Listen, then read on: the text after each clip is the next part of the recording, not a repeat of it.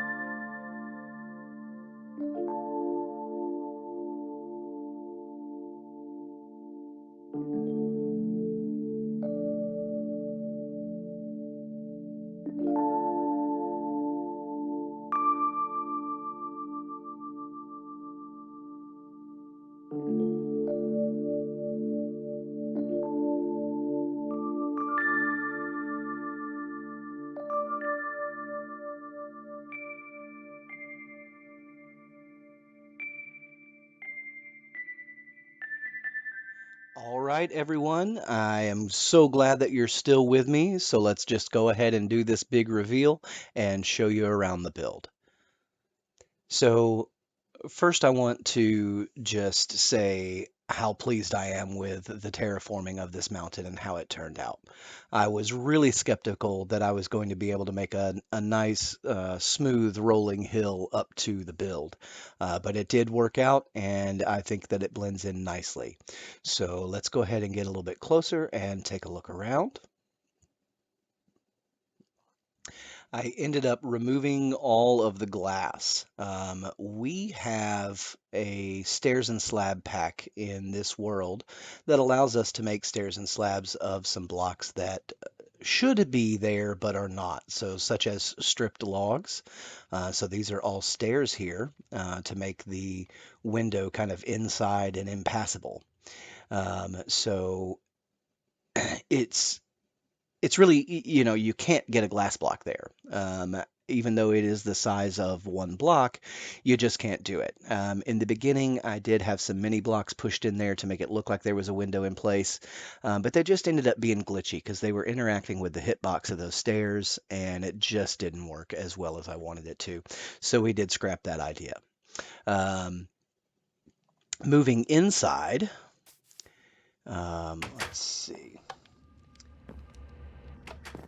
Moving inside into the living room, bedroom, we have our little bed with rock collection on display. This is another stairs and slabs that we have on this server is wool, and I think that it makes a lovely little couch. So we did that. Mini block magic is something that I am new to, and yeah, I got a little crazy here.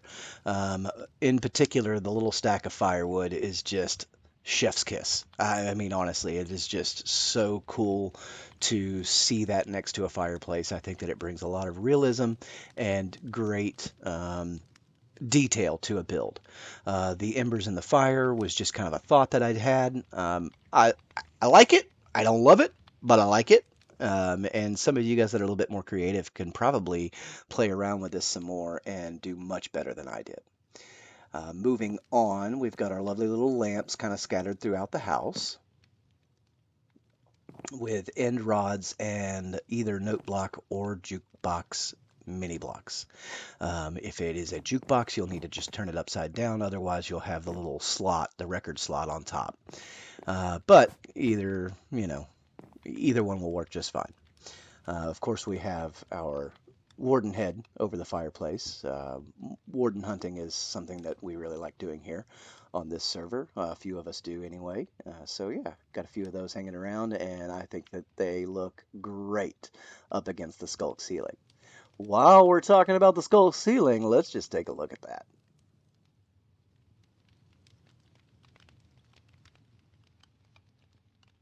It is absolutely mesmerizing. I love it. I love it. I love it. Moving on, we're going to kind of come up to the next level of the house. And first, we're going to take a look at the grandfather clock. Now, that is hooked up to a daylight sensor, so when it is time to sleep, the light will turn off and let us know that we need to sleep. Again, I have used extensively the new stairs and slabs that we have available to us on this server. I've really been trying to work with making some different shapes that you just don't get in normal vanilla Minecraft, and I love it. It adds a lot of detail, it adds more shape to the game, and I think that it could be a really useful addition to the game. But we know we're not going to get vertical slabs. However, there should be some of the stairs and slabs in there that we have in this pack. I really do think that it should be a vanilla feature. But anyway, using mini blocks again to make our little gold dangly ball that most grandfather clocks do have. Um, I've got a little music listening area here with a jukebox. That barrel underneath has the records that I currently have. We have a little workstation and storage station in here. Very compact, just functional is a good word for it. So yeah, and we're going to move back into the back of the build now. Here we have our little growing room here. I planted some tomatoes for Doc M77. I hope that he likes them. They're very tasty. We have the dark hallway of Skulk leading to the back rooms. It's a little bit darker back here, and I did that with design by purpose. I wanted it to be dark back here.